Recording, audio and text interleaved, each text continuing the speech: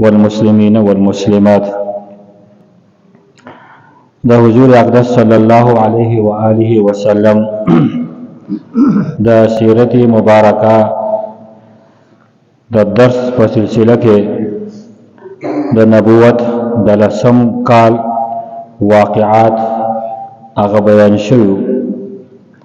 د حضور اقدس صلی الله علیه و آله وسلم د پاره د نبوت لسم کال دا د غم او د پریشانی کال په دی وجه باندې وو چې په دې کال باندې د نبی علیه الصلاۃ والسلام تر ابو طالب هغه وفات شو او بیا لږ وخت پس د حضور اقدس صلی الله علیه و آله وسلم غمخوار بیبی رفیق حیات ام المؤمنین حضرت خدیجه الکبری رضی الله تعالی عنها وفات شو. چونکه د نبی علیه الصلاۃ والسلام دا دوه غټه سهاري په دې کال کې اغستې شوې وي، په دې وجه باندې دې کال د عام الحزن ویل کېږي. چونکه د کفارو د طرف نه ناقابل برداشت تکلیفونه اذیتونه هغه د نبی علیه الصلاۃ والسلام د طائف د سفر سبب جوړ شو او بیا د طائف والو د نبی علیه الصلاۃ والسلام سره هغه ناروا سلوک او د بدتمیزۍ انتها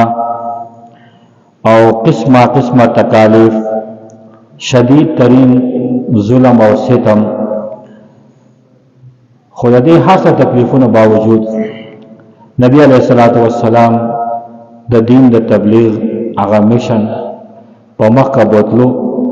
هغه کې نبی علیه الصلاۃ والسلام هیڅ قسمه رکاوټ مخه ته نه راوسته او بیا دا خبره واضح شوې ده چې د تکالیفو دغه سنوعه دغه قسم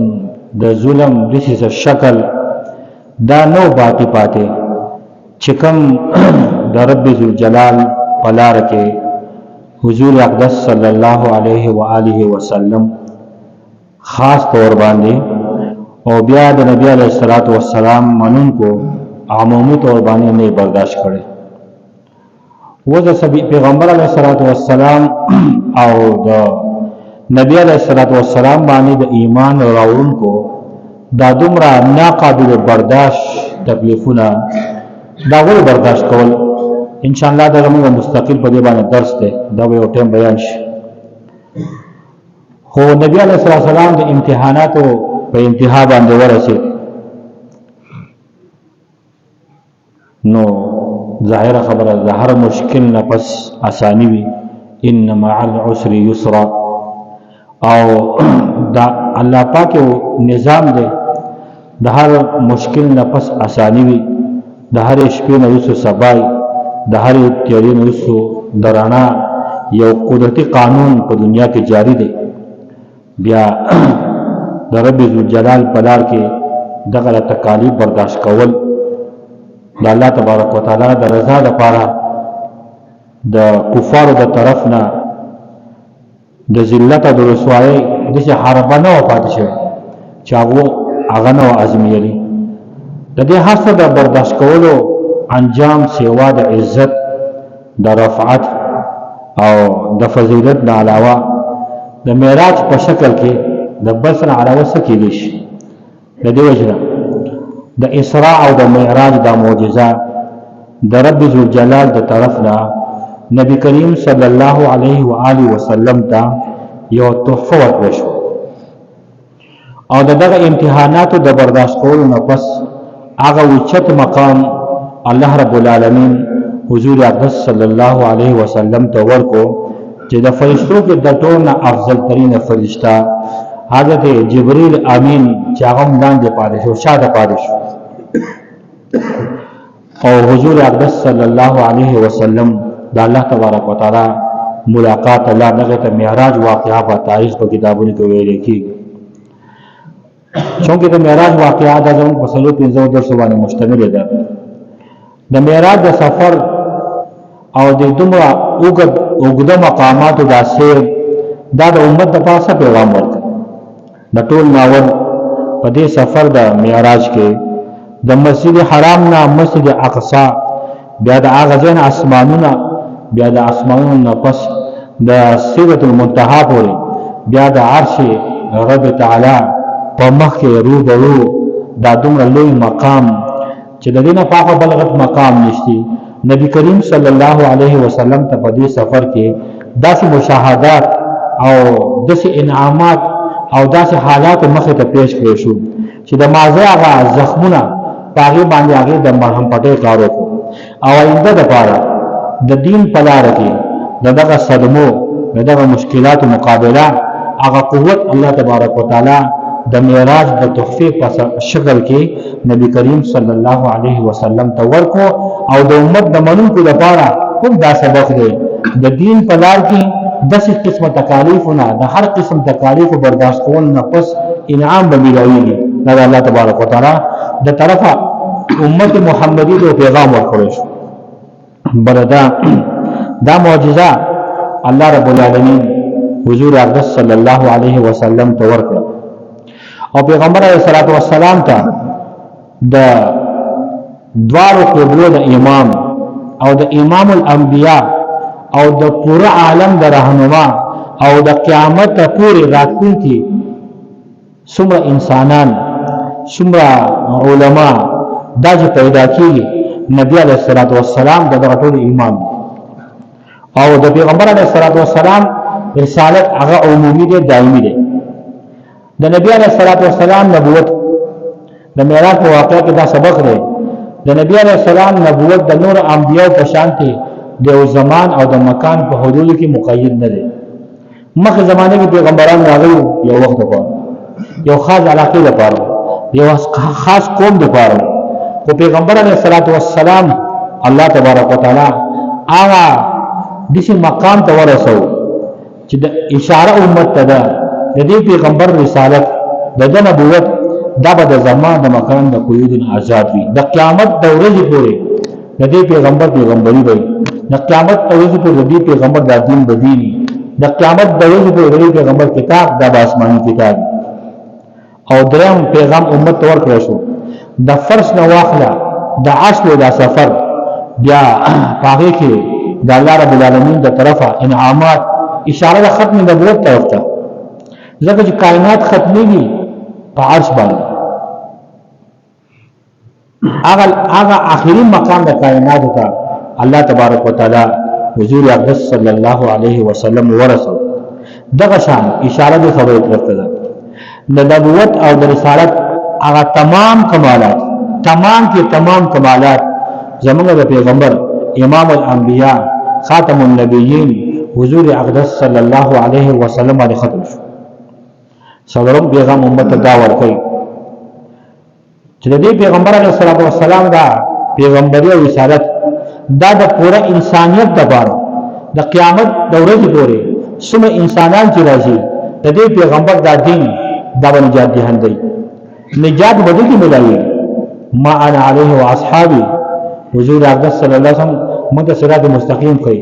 هغه لار چې زه پیما زما صحابه دي نقلار. او نبی علیہ السلام امت ته وي دوه شیزونه به تاسو ته پرېږدم د الله پاک کتاب او زما سنت، بس چې په دې مضبوط ولاړ دی تاسو به ګمراه نه شئ. دا معجزه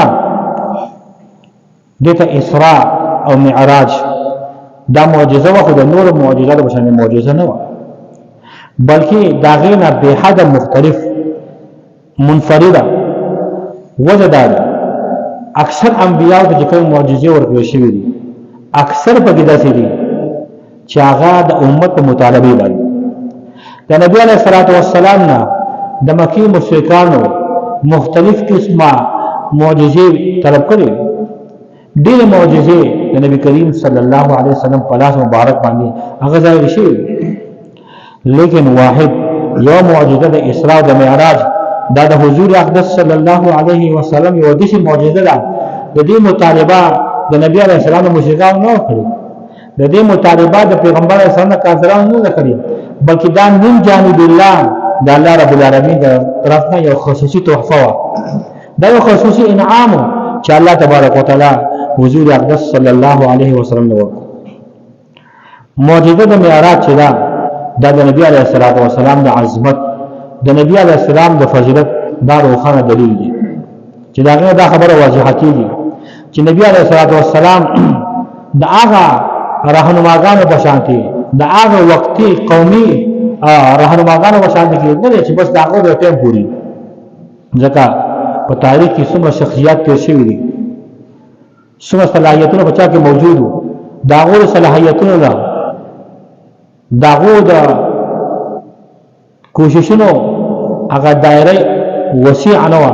بلکې هغه مقیده و زیات نه زیات هغه علاقه هغه ملک یا هغه قوم پر محدود و او دغه شخصیاتو د صلاحیتونو اثر په دغه قوم او په دغه نسل باندې وو یا زیات نه زیات دغه فائدہ به دغه متعلقه معاشره ته رسیدل او هغه ماحول باندې هغه اثر باقی چې په کوم ماحول کې هغه پیدا شوی د شخصیت لیکن نبی کریم صلی الله علیه و آله وسلم چې د کوم ګروه د کوم ټولګي د کوم جماعت سره تعلق لري هغه د الله رب العالمین د طرفه دراله غره شو پیغمبرانو د انبیانو د رسولانو جماعت دی چې هغه د اسمانونو پیغام زمکه ته او د خالق پیغام مخلوق ته رسي د پورا نوع انساني لپاره د پوره زمانه لپاره چې پاره کې د رنگ او د نسل د تاریخ د ملک او د قوم د دینه قطع نظر تمام امت ته دغه سبق دی که تاسو دغه دین دی پیغمبر چې راوړی دی دغه دین مقبول کو تاسو به د کامیابی سره همکینار کیږئ تاسو له اوچت مقام ملاویږي تاسو قسمت هغه پړکیږي چونکې د معراج واقعا د نبی علیه الصلاۃ والسلام د ژوندۍ یو انوک واقعا ده او دا معجزات یو دي سفرنامه ده چې هغه مسافر د ځمکې نه واخله اسمان ته بیا د اسمان نه د عرش پورې رسیدلی او بیا دغه سفرنامه د قیامت د ورځې پورې د راتلونکي انسانانو لپاره د عبرت د نصیحت په دې کې په څلورو پیغامات موجود دي د نبی علیه الصلاۃ والسلام د سیرت مبارکه د واقعا نشته د نبی علیه الصلاۃ والسلام د سیرت مبارکه د لحظه نشته چې پاره کې عبرت نه پاره کې نصیحت نه پاره کې موعظت نه د نبی علیه السلام سیرت چې دا د ژوند یو دشي کتاب دی چې داغه هر پانه روخانه او د هر پانه هر یو حرف چې دی داغه نور دا راتاوي او د ژوند په هر حصہ کې امت ته پورا رڼا ملوي نو د نبی علیه الصلاۃ والسلام دغه واقعه د معراج د هغه ماتو زړونو لپاره چې کم تکلیفونه کم سخت وي کم مشکلات کم حالات کم زخمونه داغه لپاره داغه د مرهم پټي کار کو د دې وجنه موږ را سبق دی د نبی علیه الصلاۃ والسلام د معراج واقعه کې چې الله پاک په اسلام کې په دین اسلام کې دا یو خاصیت خو دی سمه دې کوشش کوله کې چې دا دباو کړی شي سمرا په دې کوشش کوله کې دا دې ختم کړی شي لیکن دا اسلام خاصیت ده دومره کوشش سمه دې دا میټاوهلو کېږي دومره بدادین ترقی کوي دومره بدادین اوچتي دومره بدادین منو کې اوچتي تاریخ من دا سبق راکړي چې کله امت محمدیه دغه تعلیم دغه دین دغه پیغام خپل کړو د دنیا په ګډ باندې وخان د دنیا د نیمه نه زیاته دنیا دغه ماته حق او چې کومه دغه ماته حق دوا دغه ورو کې دا د دین اسلام یو خاصیت ته الله تبارک وتعالى دین اسلام ورکړي ان الدين عند الله الاسلام دغه اشاره بیا په دې واقعا د معراج کې نبی علیہ السلام ته د مانځه ته خو بشه د پنځو منځو تفصیل به ان شاء الله مخکې راشي بل د انبیاء د امامت د عظیم شان منصب د پیغمبر علیه السلام ته په دې واقعا کې ورکړل شوی او بیا د الله رب العالمین د طرف نه په دې معراج په واقعه کې درې انعامات حضور اقدس صلی الله علیه وسلم ته ورکړل شوي. السلام علیک ایها النبی ورحمت الله وبرکاته. دا درې انعامات دا د الله رب العالمین د طرف نه په دې واقعې د معراج کې حضور اقدس صلی الله علیه وسلم ته خصوصي تور باندې ورکړل شوي دي. نو محترم د واقعې د معراج د تفصیلاتو نه مخکې موږ دا خبره په ځان کې کیږي. دا نننی درس سبق دا دی څنګه چې پیغمبر علیه الصلاۃ والسلام صحابه کرامو د دین د لپاره د قربانۍ برداشت کړو، د دین د لپاره هر قسم قربانۍ نه مخ او نه راوړل. الله تبارک وتعالى یو لوی انعام ورکړ پیغمبر علیه الصلاۃ والسلام ته د معراج په صورت کې او امت محمدیه ته د مانځه په صورت کې چې موږ د مؤمن لپاره معراج ورکړو. موږ د مؤمن چې معراج دی، معراج دا انعام دی د الله رب العالمین د طرف نه. د الله تبارک وتعالى کوم چې حاصلېږي او مانځه سره حاصلېږي، په سجدو سره حاصلېږي. دا انعام د مانځه حضور اقدس صلی الله علیه وسلم ته دا په واقع د معراج کې ورکړل شوی دی. امت ته دغه تعلیم دی. که تاسو د الله تبارک وتعالى سره ملاقات کول غواړئ، تاسو د الله تبارک وتعالى سره معراج کول غواړئ، نو ستاسو پیغمبر حضرت محمد مصطفی